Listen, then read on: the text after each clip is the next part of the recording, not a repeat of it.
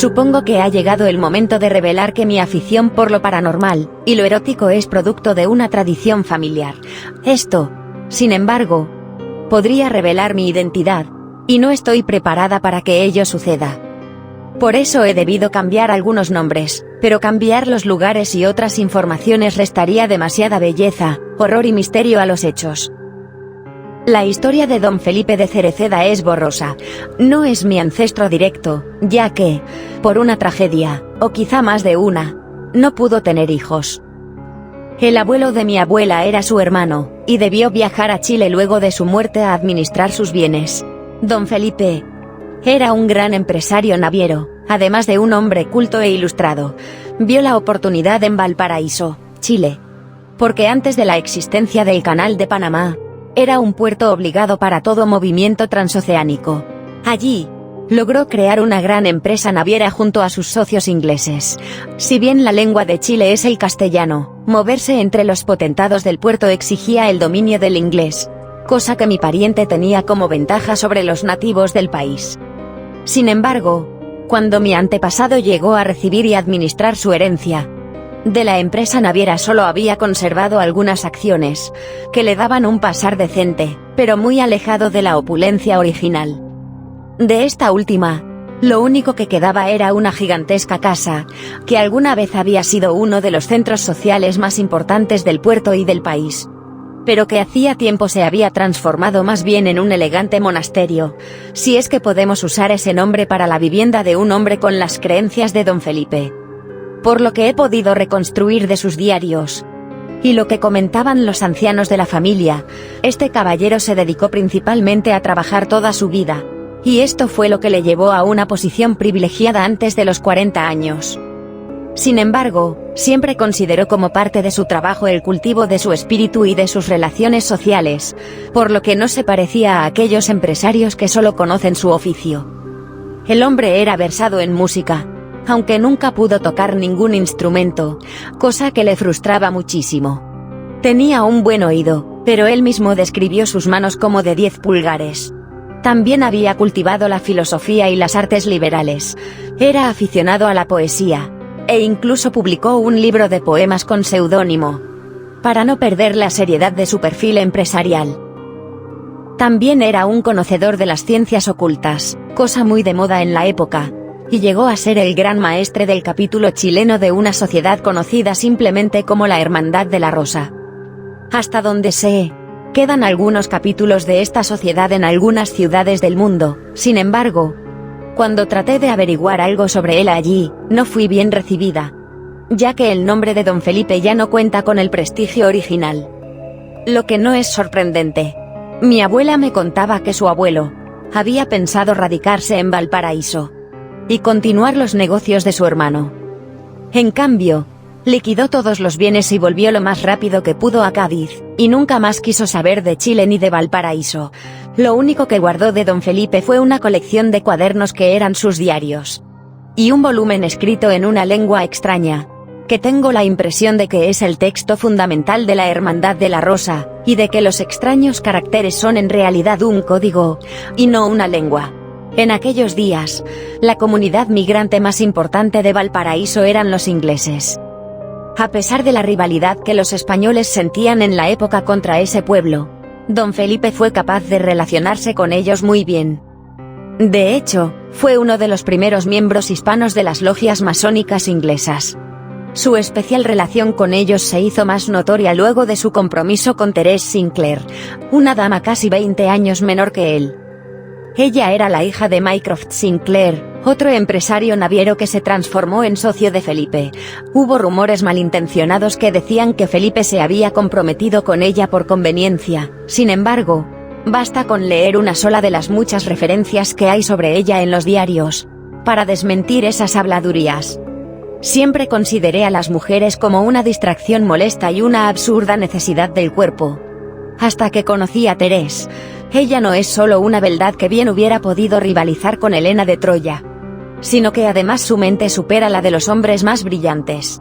Mi Teresa escribe los versos más sublimes, y escucharla declamarlos me ha emocionado hasta las lágrimas, que he derramado en público sin ninguna vergüenza, antes bien con orgullo, porque esa mujer me ha bendecido a mí con el más inmerecido de los amores. Su canto mientras toca el piano es otro privilegio sagrado. Cuando la he acompañado con una voz que la mayoría considera digna, me he sentido como el más mediocre de los cantantes. Sin embargo, la grandeza de estos placeres palidece ante su ilustrada conversación. Mi Therese parece dominar todos los temas con una perfección no solo ilustrada, sino además sensible y hermosa. Solo detesto que me hable de los negocios de su padre, y no es porque no los conozca a la perfección, sino porque un ángel como ella no debe mancharse con tan mundanos y masculinos asuntos. Ansío mi noche de bodas, para que cuando conozca su cuerpo no manche ni pierda su sagrada virtud. La belleza de la caligrafía de Felipe aumenta cada vez que habla sobre ella. Incluso, en este detalle puede observarse la grandeza de su amor. Lamentablemente, nunca llegaron a casarse. Luego de una noche en la ópera, una brisa fuerte se llevó su sombrero, y fue atropellada por un carruaje mientras corría tras él. Aquello ocurrió ante la vista de Felipe y Mycroft Sinclair. El padre se refugió en mimos a la hija que le quedaba, pero el prometido quedó devastado. Hace 3 noches he perdido a mi Therese. Me ha sido arrebatada de la manera más torpe posible. No puedo creer que, habiendo estado generalmente solo en el mundo, hoy la soledad sea una carga tan insoportable. Mis ojos ya no pueden llorar más. Ni siquiera pude asistir a los rituales de sus exequias. Envié una nota disculpándome con Mycroft y explicándole que sencillamente el dolor no me permite salir de mi casa. Luego ha venido a verme y me trajo de regalo una botella de un excelente whisky escocés que compartimos juntos y que hizo que él también derramara lágrimas, pero pude ver en él una fuerza de la que carezco, y una resignación que solo un buen cristiano puede tener. Lamentablemente, yo no soy uno de ellos y menos podría serlo ahora, si es su Dios el que me ha quitado a mi Therese. No hay detalles en su diario, pero entre lo que me contó mi abuela y lo que he podido inferir, está claro que fue en este momento que vendió casi toda su participación en la industria, y se transformó en una especie de ermitaño. La anotación siguiente en su diario es de algo más de 1 año después. Han pasado pocos días del año nuevo, y ha muerto la reina Victoria. Mycroft me ha invitado a la conmemoración de su reinado, y los francmasones me han ofrecido una dispensa para acudir a las ceremonias fúnebres internas. Supongo que la muerte de la reina es el fin de una era. Pero ha muerto anciana y achacosa, como debió morir mi Therese, y tuvo la decencia de morir mucho después de su marido. Extraño a los amigos, a los hermanos de la logia, y a los de la Hermandad de la Rosa, pero el mundo no tiene sentido sin mi Therese. La muerte de una reina no tiene sentido, la coronación de un príncipe no tiene sentido, y no me siento capaz de gritar viva el rey, ni God Save the King. Más adelante agrega, Mycroft ha venido a verme. No puedo decir que me haya alegrado la visita de tan buen amigo. No es su culpa, es que me recuerda la ausencia de mi Therese. Ya ni siquiera soy capaz del contento de ver al que quizás sea el mejor de mis camaradas. Por supuesto que lo invité a la 11, como llaman aquí a una merienda de la tarde, pero admito que no deseaba otra cosa más que se fuera pronto. Obviamente, tuve que gritar God Save the King con él. Después de todo, el hombre es británico. Se fue temprano. No creo que haya notado mi molestia, pero dijo que estaba cansado. También dijo que iría a la coronación del nuevo rey y que, probablemente, ya no volviera a esta tierra. Lo lamenté. El hombre ha envejecido. Me contó que el mando de los vapores está en manos de otras personas, como si me importara. Mycroft solo tuvo 2 hijas y, aunque es algo desusado, estoy seguro de que mi Therese hubiera sido perfectamente capaz de hacerse cargo de todo en el lugar de su padre. Alexandra, en cambio, la hermana mayor de Therese, nunca fue más que una pobre imbécil que encarnó siempre todos los defectos que hacen odiosas a las mujeres. Tal vez soy demasiado duro con ella, simplemente, Alexandra no es Therese. Mycroft no pudo ver la coronación de su nuevo rey. Por un telegrama, adosado a la hoja del diario, Alexandra le avisó a Felipe de la muerte de su padre por un ataque cardíaco en el barco. Comenta que se hicieron las típicas exequias de mar y que ella, luego de la coronación, iba a permanecer en Inglaterra con su marido. Felipe no comenta nada al respecto. Luego de ello, las anotaciones del diario se vuelven increíbles, y estaría segura de que el hombre perdió su razón, de no ser por lo que mi abuela contó que le dijo su abuelo. En cualquier caso, creo que la muerte de su amigo, y el hecho de que Alexandra le indicara que no iba a volver a Chile fueron los hechos que determinaron las acciones siguientes que tomó mi pariente. Ciertamente, escribió, no debe uno formarse una idea sobre las mujeres de un país basándose en meretrices. Sin embargo, no hay nada peor que una ramera chilena de baja categoría. Su lenguaje, supuestamente el mismo que el mío, es un remedo ridículo del castellano. Sus maneras carecen de la más elemental feminidad, y no logro comprender que un hombre pague por el dudoso placer que vende. Pero no fue por eso por lo que la traje a mi casa. Espero que haya sido al menos una buena víctima propiciatoria. Sé que me condeno para siempre por el ritual que acabo de llevar a cabo y que escribirlo aquí es incluso peligroso, pero necesitaba su sangre para traer de vuelta a Terés, y desahogarme del cruel acto necesario para hacerlo. Después de todo, soy un criminal novato que aún siente remordimientos. En cualquier caso, llevo ya demasiado tiempo viviendo en el infierno como para temerle. Las palabras han sido dichas, los genios han sido evocados. La luna y el sol estaban en los lugares correctos y los planetas alineados. Solo resta esperar los 3 días que prescribe el grimorio y, si sus promesas son correctas, Terés volverá junto a mí. Si no, este país no extrañará a una de sus lacras más inferiores. Mi ancestro llegó a pensar en quemar estos diarios, según dijo mi abuela. Sin embargo, al parecer los leía una y otra vez, y solo contó la historia varios años después a su familia. El tierno hombre que prácticamente cantó su amor y su duelo, ya no parece reconocible en las anotaciones que siguen. Mi Teresa ha vuelto. Luce pálida, pero su rostro es el mismo que me dejó hace tanto tiempo. He conocido su carne por fin, y ha sido el más perfecto de los deleites. Sin embargo, si no hubiera ocurrido el desgarro propio de las vírgenes, hubiera dudado de que se tratara precisamente de mi Terés. La habilidad de sus caricias y sus besos no fue la propia de una mujer sin experiencia. Dijo que había obtenido estos conocimientos en el purgatorio. Me pregunté cómo una mujer como ella no fue directo al paraíso. Me dijo que hasta el más virtuoso de los mortales era un pecador a los ojos del tirano. Se refería a Dios. Dada la naturaleza del ritual que la trajo de vuelta, no podía pronunciar ni soportar que se aludiera a su nombre. Acarició mis muslos, besó mis tetillas y succionó mi miembro de manera tal, que me costó contenerme antes de ingresar por la apertura correcta.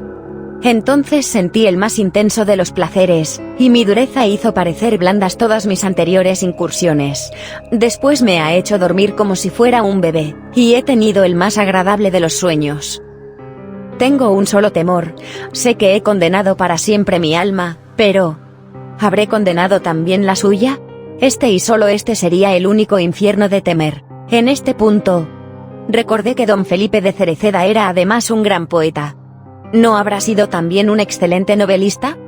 ¿Acaso las anotaciones contenidas en sus diarios no sean tales, sino una especie de proyecto de relato fantástico? Es cierto que Mycroft, Terés y Alexandra existieron y el telegrama adosado a las páginas del supuesto diario es real. Esto no es obstáculo para que mi pariente se haya inspirado en hechos verdaderos, y lo siguiente que escribe no fuera más que fantasía. Sin embargo, la transformación del romántico en lujurioso es demasiado escandalosa. Ciertamente, el caballero no era precisamente virgen antes de conocer a Terés.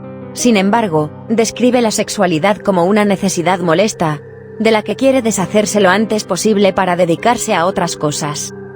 En adelante, sus descripciones se vuelven cada vez más gráficas, y su preocupación por el alma de su Terés desaparece. Cuando comienza la noche, comienza también mi paraíso. Es una lástima no poner a Terés a la luz del sol, pero la naturaleza de su presencia en la tierra impide que pueda estar ante él. Sin embargo, apenas cae el crepúsculo, hay más luz en mi casa que la de todos los mediodías del mundo. Entonces, cuando ya se han dormido los sirvientes, ella sale de su escondite en mi habitación. La espero vestido, porque me ha enseñado que no hay placer más grande que ser desnudado por una mujer, Sus labios, algo fríos al principio, recorren mi cuerpo y se detienen primero en mis tetillas, lo que puede causar un placer que la mayoría de los hombres consideraría afeminado. Más tarde, prosigue hacia abajo y su profundo beso se traga toda mi hombría. En un placer indescriptible, que a veces me agota ahí mismo. Pero en general intento contenerme para poder acabar en el templo de Venus que hay entre sus piernas. Solo debo refrenarme de gritar Dios mío o por Cristo, ya que tales exclamaciones la aterran. Y termina acurrucada en un rincón como una niñita asustada. Su palidez ha desaparecido y sus mejillas lucen rosadas de nuevo. Trato de permanecer despierto el mayor tiempo posible, pero normalmente caigo rendido mucho antes de la medianoche. Entonces despierto en la mañana y no hago más que añorar el crepúsculo. Cuando puedo volver a mi goce. Anotaciones como esta se repiten por varios días. No tienen fechas. La impresión que tengo es que Felipe las describe con lujo de detalles solo para poder revivirlas durante el día. No hay ya alusiones a la poesía, al piano, al canto, ni siquiera a las conversaciones que antes describió con lujo de detalles. En la última anotación del último cuaderno, el tono vuelve a cambiar y podemos volver a ver al Felipe de antes. Si es que es el de antes. Soy un criminal. ¿Qué digo? Soy peor que un criminal. Ha venido a verme Eliodoro Fernández, el jefe de la policía de Valparaíso. Ha tenido la deferencia de venir en persona, porque mi nombre ha aparecido en una investigación y solíamos ser hermanos francmasones, antes de mi retiro de la orden. Se trató de la desafortunada que tuve que sacrificar. Le dije que una vez sentí la urgencia que siente todo hombre, y que debía hacer uso de sus servicios. Me dijo entonces que la última vez que la vieron, fue conmigo. Mentí, diciendo que decidió volver caminando al infame establecimiento, y que estas mujeres suelen ser presa de verdaderos truanes. Le ofrecí café. Sentados a la mesa, me dijo que normalmente la desaparición o muerte de estas pobres mujeres no se suele investigar, pero que ya habían aparecido 7 cuerpos desangrados, y que yo fui el último en ver con vida a la que sospechan primera víctima, que sigue desaparecida. Me mantuve bastante firme mientras duró la modesta entrevista, que terminó recordando viejos tiempos en la logia y pidiéndome que volviera a la orden. Pues los queridos hermanos me echaban de menos. Aparte de criminal, soy un simulador de primera. Tenía muy claro, sin embargo, lo que pasaba. Terés se alimentaba de la sangre de los vivos porque era un monstruo que había creado yo mismo que he hecho. Que Cristo se apiade de mi alma. Lo que sigue es que don Felipe de Cereceda fue encontrado muerto en su cama, desangrado. Solo entonces el abuelo de mi abuela viajó a Chile. Sus intenciones de establecerse en ese país se desvanecieron enseguida. En la casa de su hermano, había una habitación singular, que tenía extraños dibujos hechos con tiza en el suelo y, aparentemente, unos incensarios gigantescos de bronce. La atmósfera del lugar le pareció malsana. Sin embargo, aquello no fue nada como el último descubrimiento. En la habitación de don Felipe, tras una puerta falsa, había otro pequeño cuarto en el que estaba el cadáver de una mujer sobre una especie de camilla. El cuerpo estaba sorprendentemente bien conservado y, aparte de un hilillo de sangre seca que había caído a un costado de sus labios, no parecía estar lastimada. Mi ancestro solo se dio cuenta de que estaba muerta cuando tocó su fría muñeca en busca de un pulso. Obviamente mandó a buscar a la policía.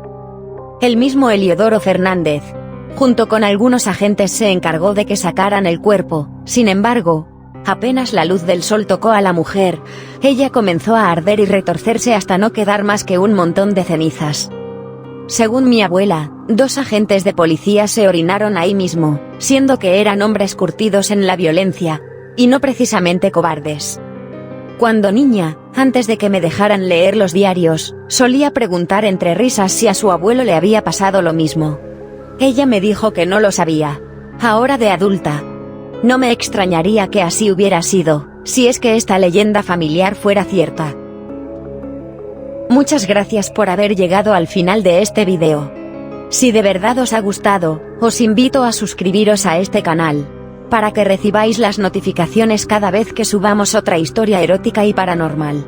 Y si realmente queréis que este canal continúe, podríais considerar apoyarme en Patreon, en el link que aparece en la descripción. Os dejo un besazo paranormal.